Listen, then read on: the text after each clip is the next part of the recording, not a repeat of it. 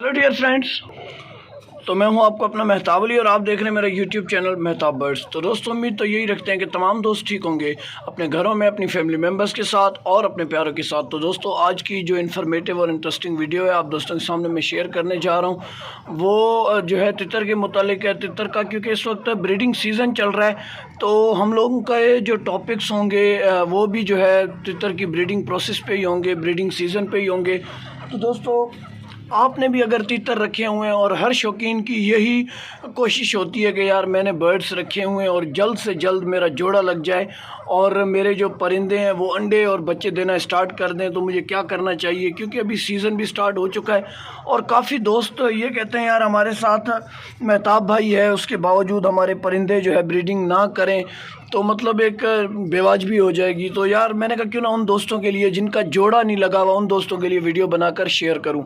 तो दोस्तों, आज हम जोड़ा लगाने की वीडियो बना रहे हैं। जितने भी दोस्त मेरे YouTube चैनल पे मेरे को सब्सक्राइब करके बैठे हुए हैं और जिन्होंने अभी तक सब्सक्राइब नहीं किया उनको मैं ये बताता चलूँ, जो मेरी वीडियो देख रहे हैं जिन्होंने नहीं किया यार, सबसे पहले वो लोग सब्सक्राइब चैनल को कर रहे हैं, वीडियो को लाइक कर रहे हैं। और तमाम दोस्तों से गुजारिश है जल्दी जल्दी वीडियो को लाइक कर रहे हैं ताकि हम वीडियो जब स्टार्ट करें तो बाद में आखिरी में भूल जाते हैं यार, क्रेडिट लाजमी दिया करें। तो दोस्तों, आज हम जो है तितर के जोड़े के मुतालिक बात करने जा रहे हैं।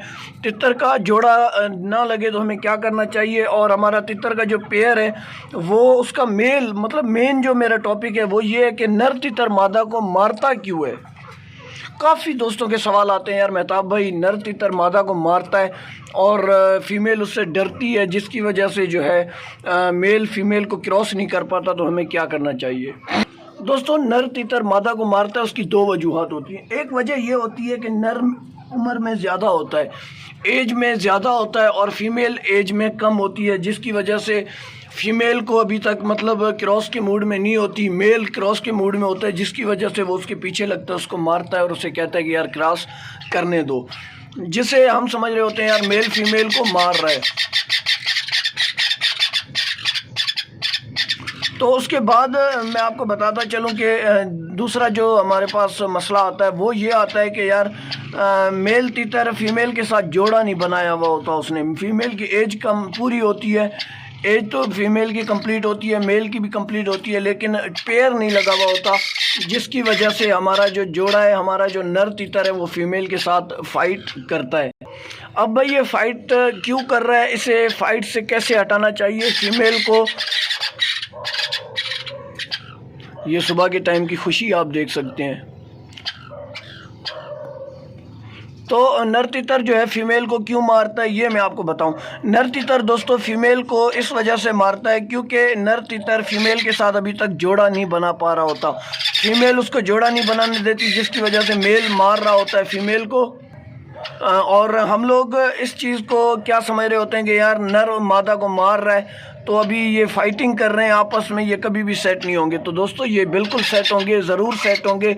ये 10 से 12 दिन की मेहनत है। अगर आप प्रोसेस को फॉलो करते हैं जिस तरह मैंने पिछली वीडियोस में भी बताया, आज फिर एक मरतबा बता रहा हूँ, जो भी प्रोसेस मैं बताता हूँ उसे आप फॉलो करें, इंशाल्लाह आपका परिंदा ब्रीडिंग भी करेगा, चिक्स भी देगा, एग्स भी देगा।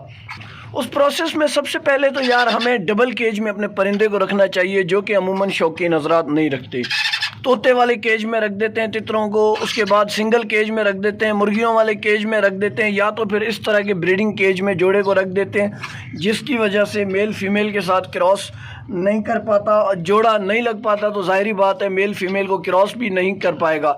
तो आपने सबसे पहले डबल केज लगा देना है। डबल केज में आपका परिंदा होता है, उससे जो है ना आपके परिंदा फीमेल और मेल अलग अलग रहते हैं, तो उनमें एहसास पैदा होता है कि नहीं यार अब हमें दोस्ती कर लेनी चाहिए, हम लोग एक दूसरे से दूर नहीं रह सकते।